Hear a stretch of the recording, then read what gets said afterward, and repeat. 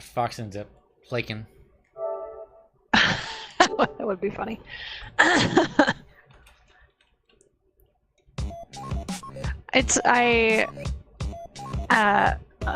was online at like 6:15 or something like that, and obviously nobody was online yet, and I was home early. I was just watching stuff, and then like my thing was just like bling, no, your party's gonna start soon. And I look and like, oh, Zach's on, and he's already playing Monster Hunter. Is he gonna play Monster Hunter for 10 minutes before we have to start doing Divinity? He's done that before. It's worked out. I mean, he tells me that if you're really good, you can do a hunt in under 10 minutes. I mean, some people can even do them under 5, is what he says. I like, well, I don't know. Everybody's different. I prefer having like a big chunk of time to play a game. So if all I have is like 10 or 15 minutes, I'm just like, nah, I'll just watch something.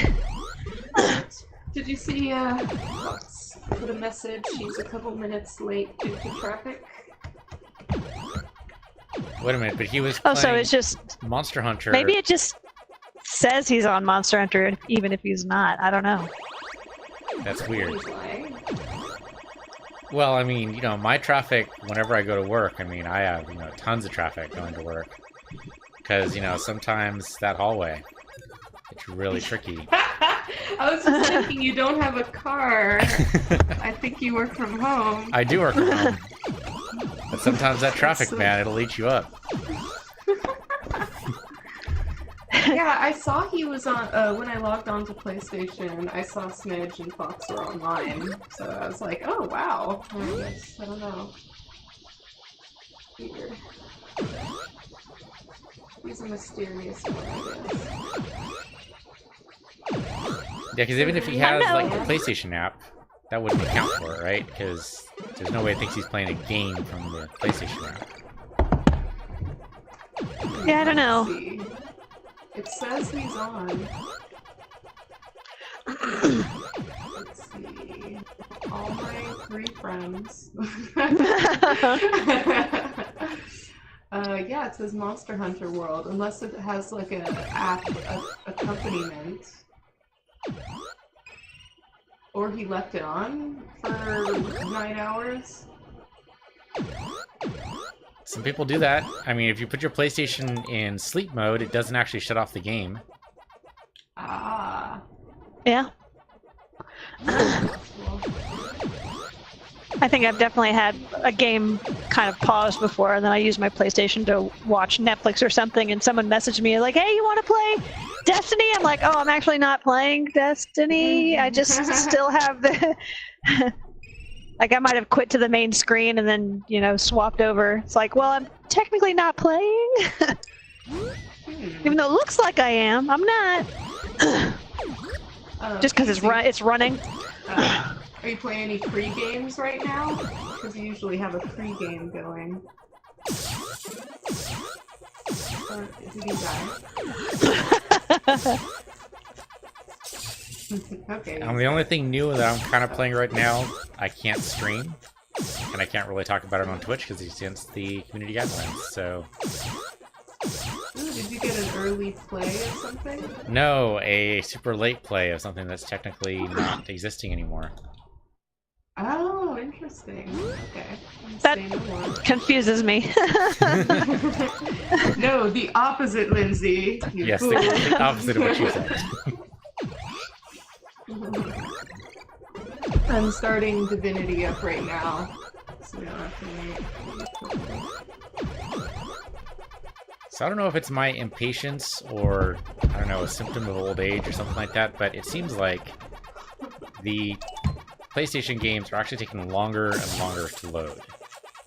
Like, Spider-Man was driving me up the wall on Tuesday with its loading times, but it wasn't as bad as Shadow of the Tomb Raider, which seemed to take forever to load just to different bonfire.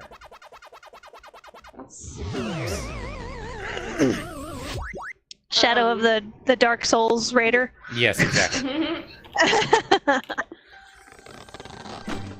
Which, speaking of, I'm still getting my ass handed to me in Sekiro all the time, but I love it. You know how far you have left to go? I think I still have a while. My friend who's already played it sent me a game progress little diagram. Basically, it's not really spoiling anything, but it's just like, do this, do this, do this. This is like the ideal order, I guess. Okay. So I'm kind of following that. And if I'm following that, I'm like maybe a quarter of the way through the game. Oh, wow. I mean, I'm kind of bad at it. Well, but, you know, I persevere. Who's really good at it. There are apparently 45-minute playthroughs, speedruns of the game. Wow. Every time I fight a new sub-boss or boss, I like look up videos and stuff, and they're not of no help, but you know, it's just I try them and I'm like, these guys are just a lot better at the game than me. And because there was one guy who all he did was to fight a mini boss. He just used the posture move where he just keeps jumping on him, and I tried that. It just got immediately executed. I was like, I don't think this is gonna work for me.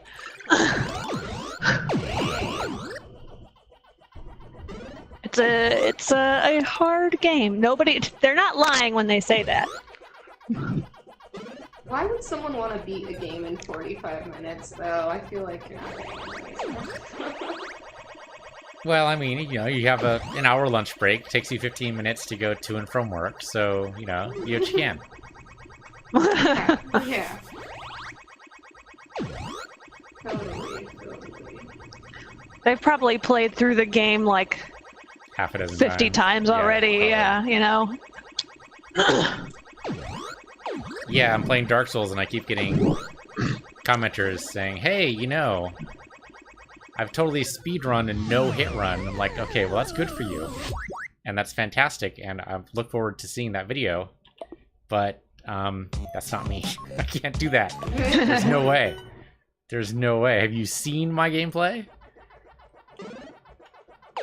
That's something else I can never imagine myself doing any kind of Let's Plays or anything, but just playing this game and having not played any other Souls games at all, I was watching a Let's Player, and I was just like, man, I would be way too stressed out knowing people are going to watch this later and see how much I fuck up. I just can't let that get you. You just gotta accept that you're gonna be salty a little bit. That's okay. You're gonna lose. That's okay. Well, Nobody dies. I mean, I'm fine with that, but I'm just like, I don't think I'd want other people watching this happen to me. Or I would just title the Let's Play like, guys, I really super suck, so... Just gonna preface this now with, I'm really bad at this. Oh, I preface all my Let's Plays with that. Every time I start a new Dark Souls run, it's okay, guys, just so you know, if you've never heard of me before, I'm Piece of the Universe, and I suck at video games. I'm really bad at this. Actually, you say on your panel about you on Twitch, like, something, not that you suck, because you don't, but you say something like, I'm not the best at games, but this is what I like to do, or something. Can't remember exactly your words. Yeah, it's, one of the frequently asked questions is, well, why do you stream if you're bad at video games? Oh, that's what I... Yeah, and the answer is basically, I don't stream because I'm good at video games, I stream because I have fun playing video games. It's totally different. I mean, there are plenty of other Let's Players out there who are extremely good at video games, but when I watch them, I don't feel like they're having fun. I mean, I could be totally wrong. I mean, I'm not gonna police their fun, but they seem to, I don't know. They don't seem to enjoy it as much. Yeah. Like Ninja takes it way Oh, too yeah, I had to stop watching him enjoy. because he just gets so, I mean, it goes beyond salt. That's like lethal sodium levels, and it's like, okay, well, you know, that was fun for half an hour, but I'm done now. Yeah, I can't stand watching something like that. It's not fun. Did you guys hear me fart just now, by the way? I'm curious how good my mic is. I don't I'm think gonna it's say no. that sensitive. I didn't hear anything, and my Okay. headphones are pretty good, so I think you're Alright, okay. just wondering what I can get away with for the future. Well, now you know. I mean, I totally didn't fart just now. Well, that's good. Okay. Or bad, I guess, depending. If you feel one lurking and you still feel one lurking, you should just let it go. I had Indian food yesterday, and I feel like it was just some leftover stomach dealing with. I'm so I haven't had Indian food in a long time. I'm so jealous, and I wanted to go. There's a place by work that's supposedly pretty good, and every time I've been like, "Hey, work lunch friend, let's go get Indian food." Something else happens, and then we can't go because somebody else is like, "We're doing a big group lunch, and we want you to go," or "Hey, there's like an important thing we need to talk about over lunch, and we're gonna go somewhere else." And I'm like, "My Indian food." Like, I don't want to go with you. So you need to fake out the universe. You need to say, okay, we're going to Subway, wink wink. That's your code for Indian food. Yes. And then the universe Even will tomorrow. It was good. I want to go tomorrow. Well, I want to go tomorrow, but my lunch friend, I was like, "Hey, start thinking about lunch tomorrow, Indian food." And he was like, "What about," because I'd also suggested there's that Chick-fil-A in Hollywood that's not close, but we can still walk to it. He's like, "What about Chick-fil-A?" And I was like, "Oh, that's good too. Ooh. And it's cheaper." Yeah. Well, but you don't really So don't we'll want cheap see. Indian food, right? I mean, cheap Indian food. Be No, worse than no, going- no. Yeah, you don't want that. I'm not saying I want cheap Indian food. It's just, oh, Chick-fil-A is good, and it also happens to be less expensive. Yep. And they have waffle fries. I've never been there. I love their chicken sandwiches very much. I like chicken and I like sandwiches. And they do a really good peppermint milkshake in the winter time. It's like a holiday thing, and it's quite good. And that's coming from someone who doesn't particularly love peppermint very much. Yeah. Okay. I can't remember the last time I had a milkshake. I think the last time I had one was probably a peppermint milkshake from Chick-fil-A 2 Christmases ago. Dang.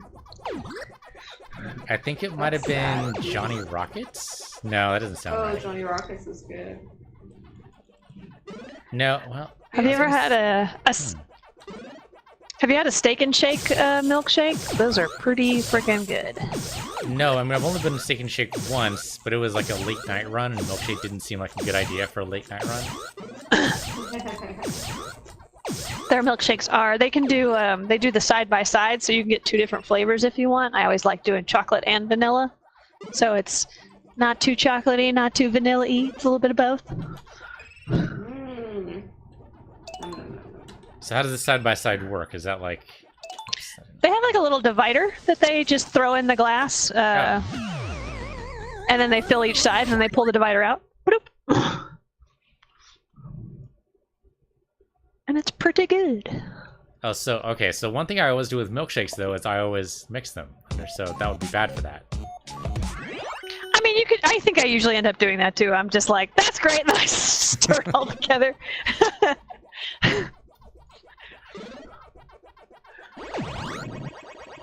So how many people usually watch the Twitch of us playing? So on my side, might get like 3 or 4 people. On Lindsay's side, I've seen her concurrent views go up to like, I don't know. For her art streams, I know they go up to like 20, 25 sometimes. Oh, dang. I don't know what it is for Divinity. I don't stream Divinity. This is my personal fun time. Oh, okay. Well, then I'll take you off the multi-Twitch then, because I thought you were on there. Oh, sorry. Yeah. Nope, it's okay. I've decided that I really enjoy just having this for myself. It means you stopped streaming games entirely on your channel. It's very strange. I do need to get back to that, but Divinity I really enjoy just kind of doing, like having for me. But I don't mind if I'm on your channel, obviously. But I like having something to myself. It's funny because when we very first started this, you guys were like, "We're gonna get you to Twitch stream this too," and I said, Yeah. "Meh." Yeah, maybe not. And it goes back to I can't imagine the people who, you know, do Let's Plays and stuff like that just being beholden to viewers would seem tiresome after a while, especially if you're super popular. Oh yeah. I mean, you don't really pay attention to how many people are there, but it is nice when you can chat with some people while you're working. Yeah, it's less beholden than, like... It's like, I don't know if you ever did this. Like, if you're ever in a college dorm and you're playing video games and, like, a couple of your dorm mates come by and sit down and watch you play for a bit. It's a little bit like that, or like a younger sister or something like that, or an older brother or something like that coming by and saying, "Oh, hey, what you playing?" and then sitting down and, you know, coaching you, helping you. I mean, I get that for smaller, but I just can't imagine those Twitch streamers were like, "I've got 1,000 concurrent viewers," and the chat's just like going crazy, and then, you know, people are like getting upset, like, "Why aren't you playing this game? When's the last time you played this game? Why would you finish this one?" Yeah, I've stopped watching people with more than 1,000 viewers at this point because chat is sometimes that crazy. I don't know if I'll ever get there, but if I do, I don't know what I'm gonna do. Yeah. It's hard to game, I think, and be able to have a good conversation, because that's like splitting your brain in two.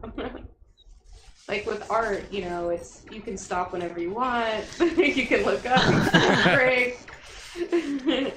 I think it depends on the game. Like when I'm playing Evil Genius, there's definitely, or RimWorld, there's a lot of good times to look at chat and take a moment. When I'm playing like action games like Dark Souls is a little bit harder, but I can still glance over and comment. If I'm playing something like Spider-Man though, it's a little harder. Because that requires a lot more effort somehow than Dark Souls, or I'm putting more effort into it, I guess, might be the thing. But even then, I can glance all that over web swinging. Well, not only that, but like the fight that really beat me up was Hammerhead. I was fighting Hammerhead, and it took me like 10 tries to get him down. It's like, holy smokes, man! And I didn't realize. I'm trying to remember which one he was. So he's in the DLC Chapter 2. Oh, okay. I haven't played the DLC. It's a tough fight. I mean, all the screwball challenges also are pretty tough, but that Hammerhead fight, man, that messed me up for a bit.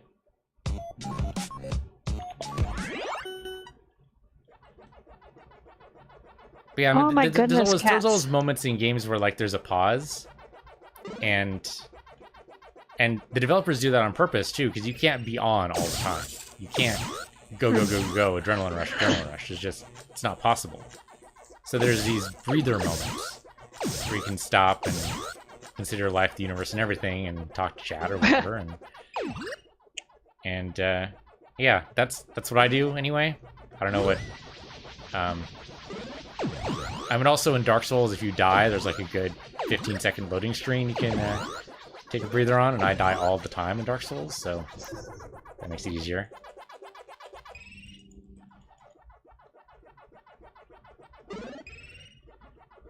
Yeah, for Sekiro, they have that whole dragon rot thing you can cure after you've died a bunch of times and the dragon rot spreads. I basically just completely ignored it. I was just like, man, this is gonna happen a lot. So, because apparently then nobody actually dies from it. They just don't give you, like, they might have a quest line and they won't give you or continue the quest line if they're sick. So somebody online was basically like, yeah, I only cure them when I need to continue a quest because they're not gonna die. And then you don't waste, time worrying about like, oh, do I need to cure it now? Should I wait? It's like, I just wait till you need to do a quest, then worry about it.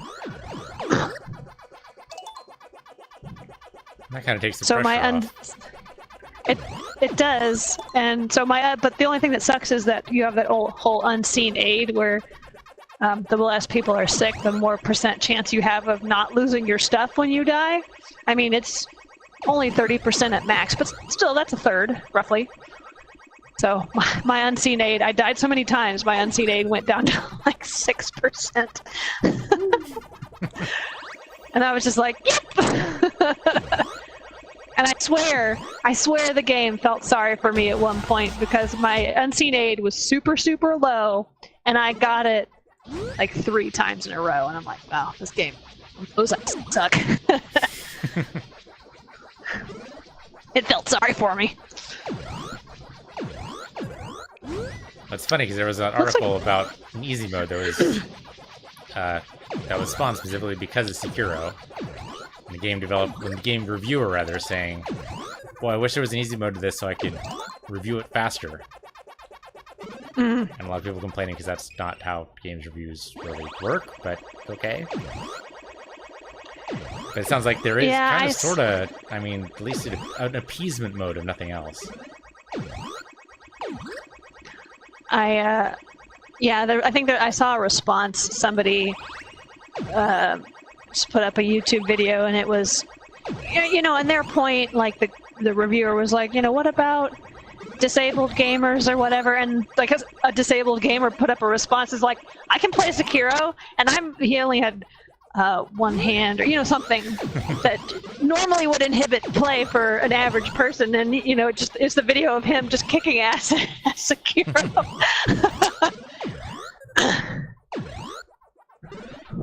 I don't know, I think game journalism might be a debilitating disease all of its own. That's possible. So how did I make it out of there? That doesn't make any damn sense. Oh, nope, this kills me. Okay. Oh, I was gonna say the free games for May are pretty good. Are they? For PS Plus, if you have that. Because Overcooked is multiplayer, and it's... I don't know. I didn't like Overcooked when I played it on PC. So, meh. And the other one was... What was it? What Remains of Edith Finch? That's right. And I'm not a big adventure game fan. I mean, I'll do it occasionally if it's, like, excellent, but... It's an adventure game, isn't it? Well, everybody likes their own... Genres. I mean, I think it's like kind of in the vein of like Gone Home, and it's just nice to, because I haven't played Edith Finch. I've just heard Overcooked is fun, so there's nothing wrong with adding another. It can get frustrating. I have played before, and I'm just like, fuck this kitchen. But there's so many months where I feel like you can, but it's probably pretty hard because I think you have to control two cooks. That sounds insane. But it'd be good for if I have a friend over and they're like, let's play something, because I don't have that many multiplayer games. But there's so many months where the PS4 games I'm not interested in. It's either a game I already own or a game that's kind of not that great, so they're just like, here it is for free.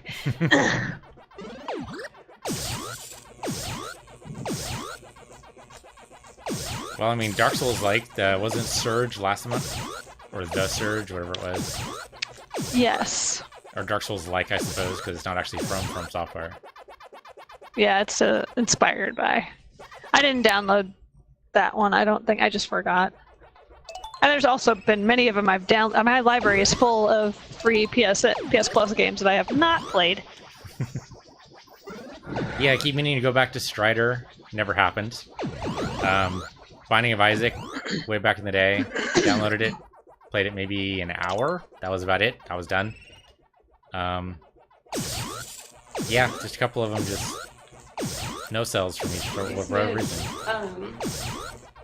Noelle Stevenson tweeted, Tuca and Birdie is so good in all capital letters.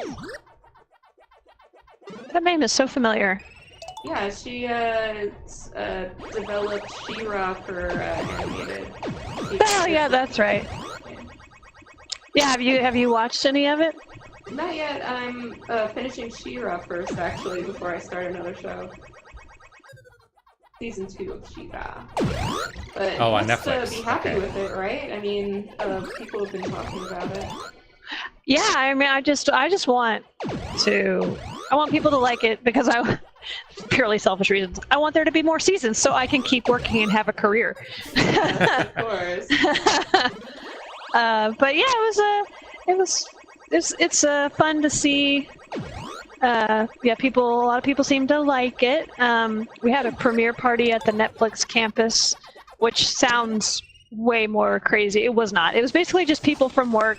We went to the Netflix campus and watched it in one of their little viewing rooms, which was basically like going to a very small movie theater.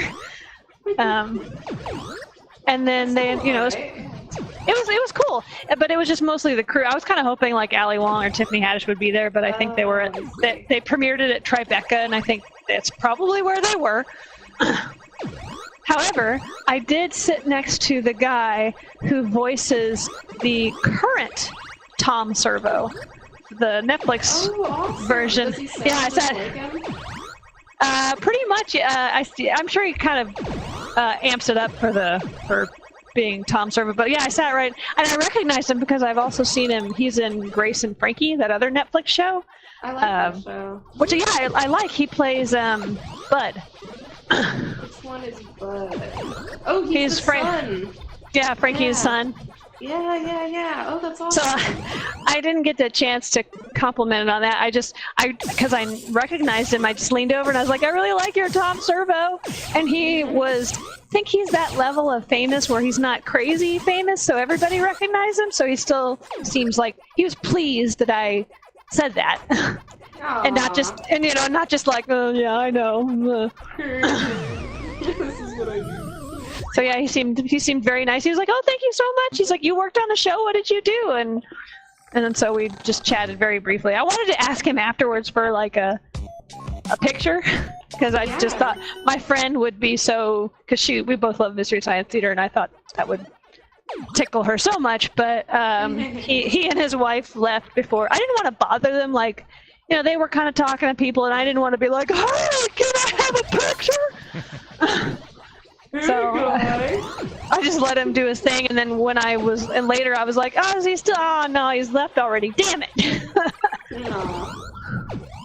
I was watching Geek and Sundry on Twitch, and they have a segment where voice actors will come in and talk about the industry. But today was voice actors that are kind of up there in age.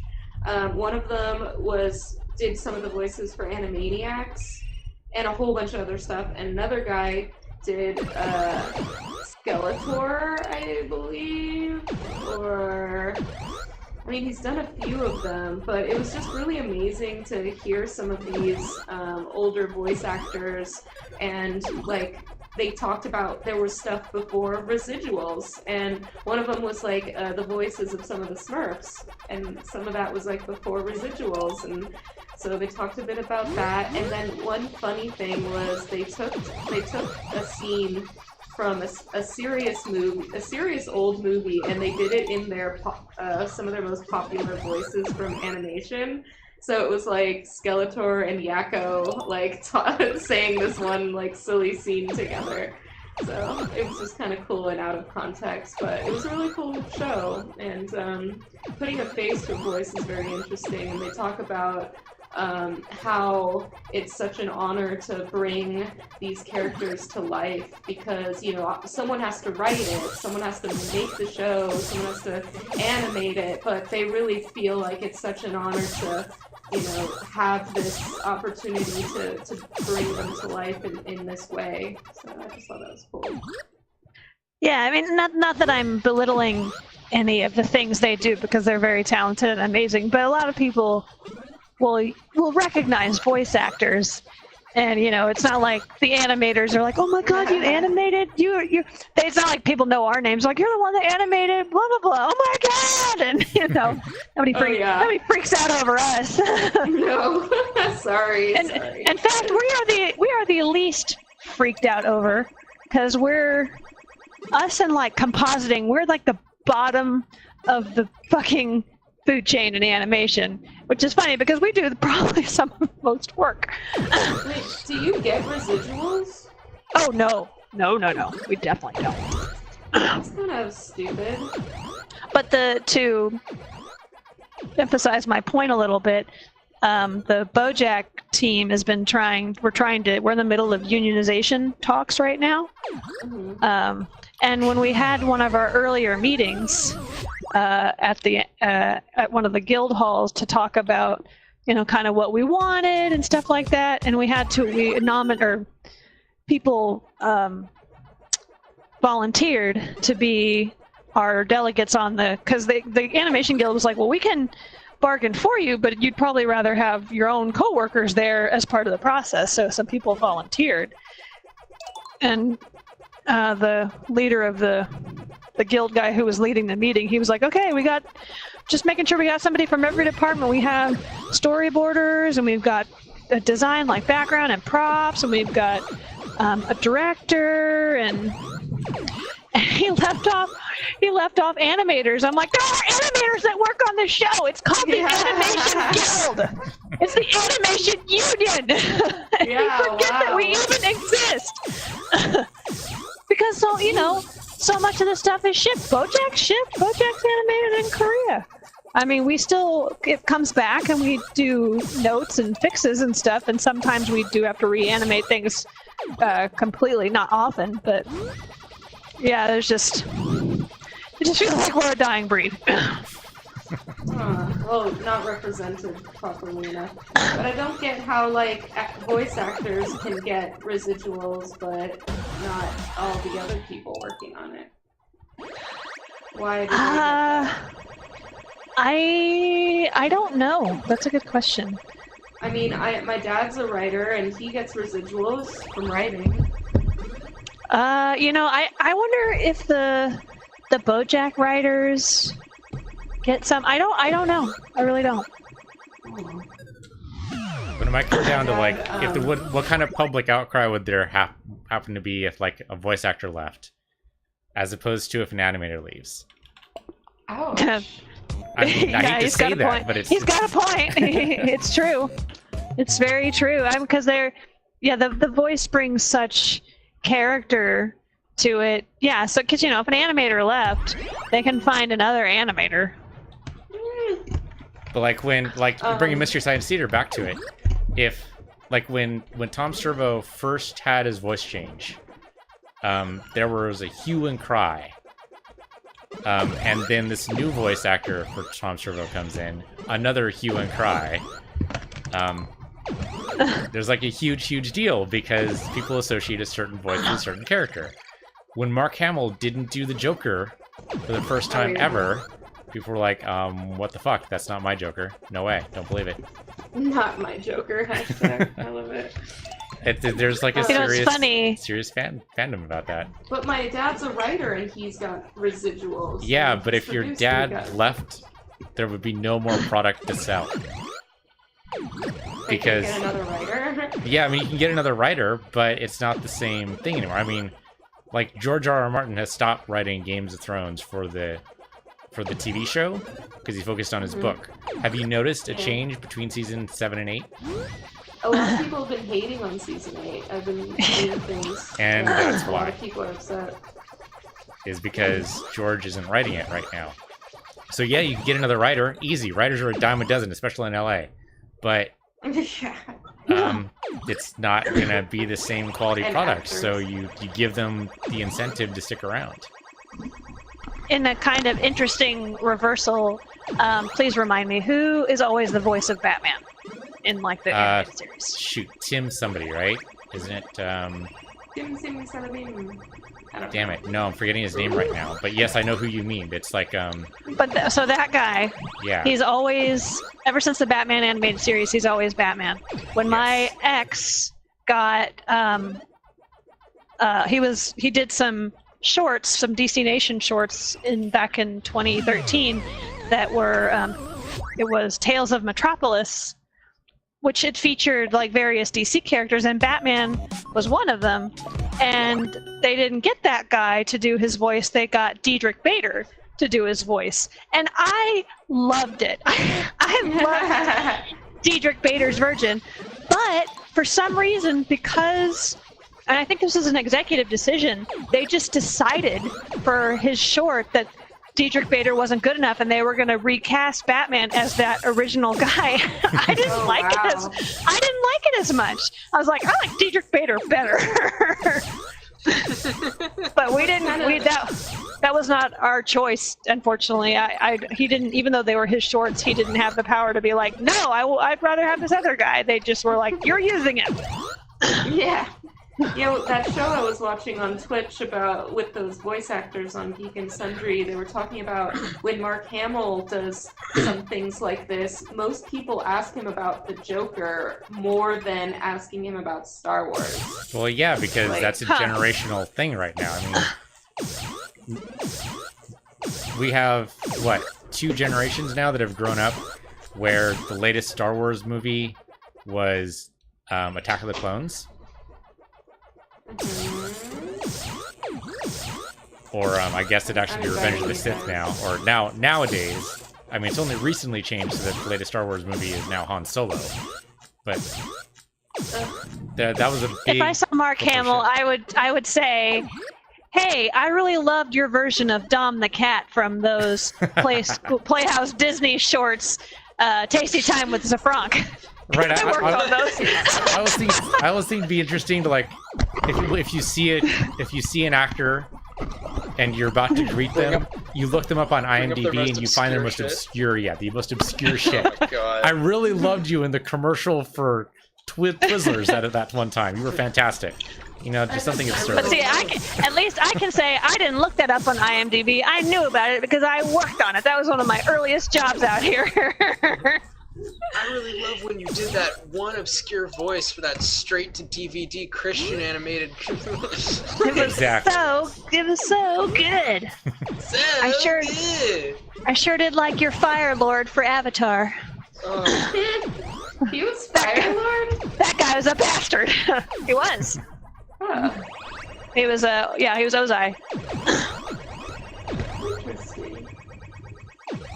So you guys should be having your invites. Oh, I suppose I should kill myself then. Invited All right. to my party. Can't kill myself Hey, you yet. guys want to come to my party? Your party. All right, I'll come to your party. Hold on. Just wait a minute.